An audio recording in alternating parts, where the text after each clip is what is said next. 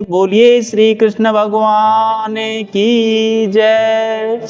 श्रीमद् भगवत गीता के 10वें अध्याय का महात्म्य। तो भगवान शिव कहते हैं कि सुंदरी, अब तुम 10वें अध्याय के माध्यम की परम पावन कथा सुनो और जो स्वर्ग रूपी दुर्ग में जाने के लिए सुंदर सोपान और प्रभाव को चरम सीमा है। वह काशीपुरी में धीर बुद्धि नाम से विख्यात एक ब्राह्मण था, जो मुझमें प्रिय नदी के समान भक्ति रखता था।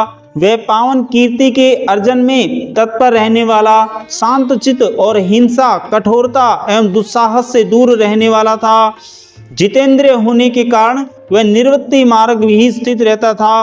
उसने वेद रूपी समुद्र को पार पा लिया था। वह संपूर्ण शास्त्रों के तात्पर्य का ज्ञाता था। उसका चित्त सदा मेरे ध्यान में संलग्न रहता था। वह मन को अंतरात्मा में लगाकर सदा आत्म तत्व का साक्षात्कार किया करता था।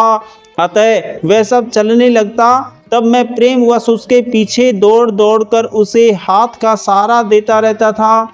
यह देख मेरे पार्षद भृंगऋट ने पूछा कि भगवान, इस प्रकार भला किसने आपका दर्शन किया होगा? इस महात्मा ने कौन सा तप, होम अथवा जप किया है कि स्वयं आप ही पद पर इस हाथ का सहारा देते चलते हैं?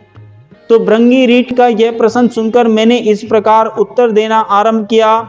एक समय की बात है, कैलाश पर्वत के पार्श्व भाग में पुत्राग बाग में वन के भीतर चंद्रमा की अमृतमय किरणों से धुली हुई भूमि में वह वेदी का आश्रय लेकर मैं बैठा हुआ था। तो मेरे बैठने के क्षण भर बाद ही सहसा बड़े ही जोर की आंधी उठी और वहां के वृक्षों की शाखाएं नीचे ऊपर होकर आपस में टकराने लगी। कितनी ही टहनियां टूट टूट कर बिखर गई और पर्वत की अविचल छाया भी हिलने लगी। इसके बाद वहां महान भयंकर शब्द हुआ, जिससे पर्वत की कंदराएं और प्रतिध्वनित हो उठी। तदंतर आकाश में कोई विशाल पक्षी उतरा, जिसकी कांति काले मेघ के समान थी। वह कंजल की राशि और अंधकार से समूह अथवा पंख कटे हुए काले पर्वत जैसा जान पड़ता था। पैरों से पृथ्वी का सहारा लेकर उस पक्षी ने मुझे प्रणाम किया और एक सुंदर नवीन कमल के चरणों में रखकर स्पष्ट वाणी में स्तुति करनी आरंभ की।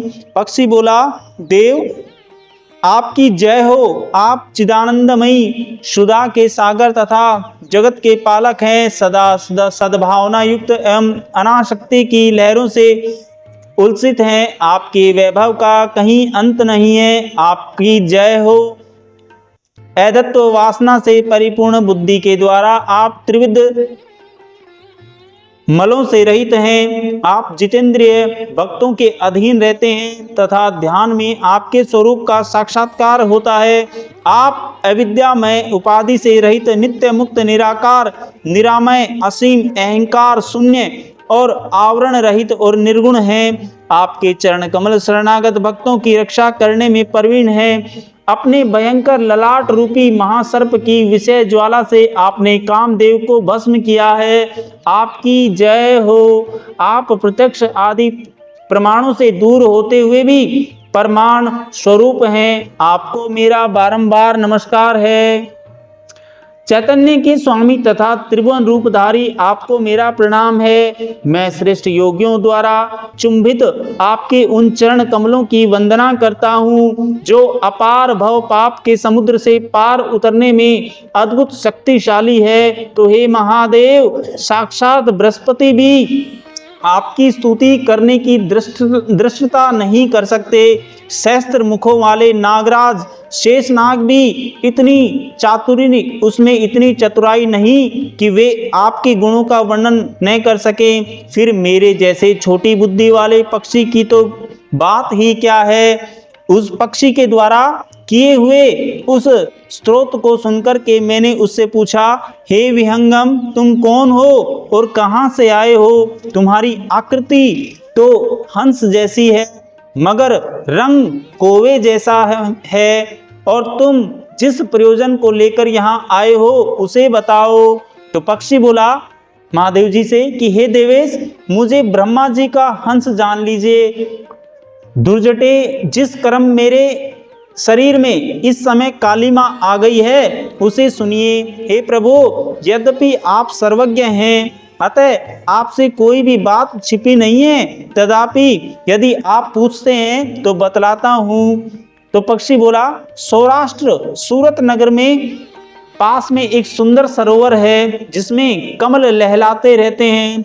उसी में से बाल चंद्रमा के टुकड़े जैसे श्वेत मृणालों के ग्रास लेकर मैं बड़ी तीव्र गति से आकाश में उड़ रहा था। उड़ते उड़ते सहसा वहां से पृथ्वी पर गिर पड़ा। जब होश में आया तो अपने गिरने का कोई कारण न देख सका, तो मन ही मन सोचने लगा, अहो, यह मुझ पर क्या आ पड़ा। आज मेरा पतन कैसे हो गया। पके हुए कपूर के समान मेरे श्वेत शरीर में जैसे कालापन आ गया। इस प्रकार विस्मित होकर के मैं अभी विचार कर ही रहा था कि उस पोखरे के कमलों में से मुझे ऐसी वाणी सुनाई दी कि हे हंस, उठो, मैं तुम्हारे गिरने का, काले होने का कारण बताती हूँ। तब मैं उठकर सरोवर के बीच में गया और वहां 5 कमलों से युक्त एक सुंदर कमलिनी को देखा। उसे प्रणाम करके मैंने प्रदक्षिणा की और अपने पतन का सारा कारण पूछा। तो कमलिनी ने बोली कि हे कलहंस, तुम आकाश मार्ग से मुझे लांग कर गए हो। उसी पाप के कारण परिणामवश तुम्हें पृथ्वी पर गिरना पड़ा है, तथा उसी के कारण तुम्हारे शरीर में कालिमा दिखाई देती है। तुम्हें गिरा देखकर मेरे हृदय में दया भर आई, और जब मैं इस मध्य कमल के द्वारा बोलने लगी हूँ, तो उस समय मुझे मुख से निकली हुई सुगंध को सूंघकर 60,000 भंवरे स्वर्गलोक को प्राप्त हो गए हैं। हे पक्षीराज, जिस कारण मुझ में इतना वैभव, ऐसा प्रभाव आया है, उसे बतलाती हूँ, सुनो। इस जन्म में पहले तीसरे जन्म में मैं इस पृथ्वी पर एक ब्राह्मण की कन्या के रूप में उत्पन्न हुई थी। उस समय मेरा नाम सरोजवदना था।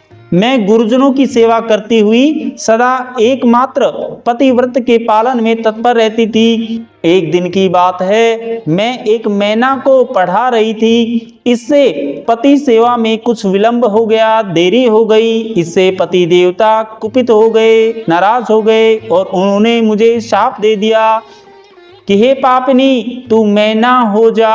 मरने के बाद यद्यपि मैं मैना ही हो गई, और तथापि पतिव्रत के प्रसाद से मुनियों को ही घर में मुझे आश्रय मिला, और किसी मुनि कन्या ने मेरा पालन पोषण किया।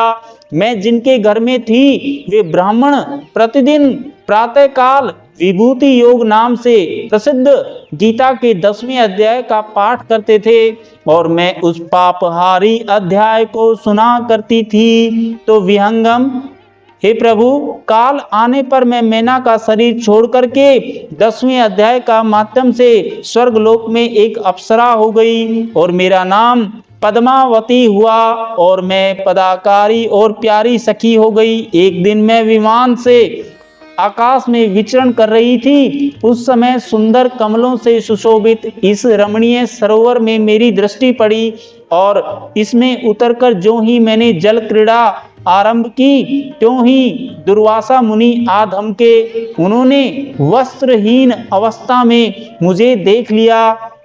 उनके भय से मैंने स्वयं ही एक कमलिनी का रूप धारण कर लिया। मैंने दोनों पैर 2 कमल हुए, मेरे 2 पैर 2 कमल हुए, दोनों हाथ भी 2 कमल हो गए, और शेष अंगों को साथ मेरा मुख भी एक कमल हो गया। इस प्रकार मैं 5 कमलों से युक्त हुई। तो मुनिवर दुर्वासा ने मुझे देखा। उनके नेत्र क्रोधाग्नि से जल रहे थे। वे बोले, पापिनी, तू इसी रूप में 100 वर्षों तक पड़ी रहे। यह साप देकर वे क्षण भर में अंतर ध्यान हो गए। कमलिनी के होने पर भी मैं विभूति योग अध्याय के माध्यम से मेरी वाणी लुप्त नहीं हुई। मुझे लांघने मात्र से अपराध से तुम पृथ्वी पर गिरे हो। तो ये पक्षीराज, यहाँ खड़े हुए तुम्हारे सामने ही आज मेरे शाप की निवृत्ति हो गई है और मुक्त हो गई हूँ मैं, क्योंकि आज 100 वर्ष पूरे हो गए हैं। मेरे द्वारा गाए जाते हुए उत्तम अध्याय को तुम भी सुन लो। उसके श्रवण मात्र से तुम भी आज ही मुक्त हो जाओगे। यूं कहकर के पद्मिनी ने स्पष्ट एवं सुंदर वाणी में 10वें अध्याय का पाठ किया और वह मुक्त हो गई। उसे सुनने के बाद उसी के दिए हुए इस उत्तम कमल को लाकर मैंने आपको अर्पण किया है। इतनी कथा सुनाकर उस पक्षी ने अपना शरीर त्याग दिया। यह एक अद्भुत सी घटना हुई। वह पक्षी अब 10वें अध्याय के प्रभाव से ब्राह्मण कुल में उत्पन्न हुआ। जन्म से ही अभ्यास होने के कारण शैशवावस्था में ही उसके मुख से सदा गीता के 10वें अध्याय का उच्चारण हुआ करता था और 10वें अध्याय के अर्थ चिंतन का वह परिणाम हुआ है कि वह सब भूतों में स्थित शंकर चक्रधारी भगवान विष्णु का सदा ही दर्शन करता रहता है। इसकी स्नेहपूर्ण दृष्टि जब कभी किसी देहधारी शरीर पर पड़ जाती है तब वह चाहे शराबी और ब्रह्म हत्यारा ही क्यों न हो, वह सब मुक्त हो जाता है तथा पूर्व जन्म में अभ्यास किए हुए 10वें अध्याय के माध्यम से इसको दुर्लभ तत्व ज्ञान प्राप्त है तथा इसने जीवन मुक्ति भी पा ली है। अतः जब यह रास्ता चलने लगता है तो मैं इसे हाथ का सहारा दिए रहता हूँ। हे भ्रकुरुटी, हे भृंगरिटी, यह सब 10वें अध्याय का ही महामहिमा है।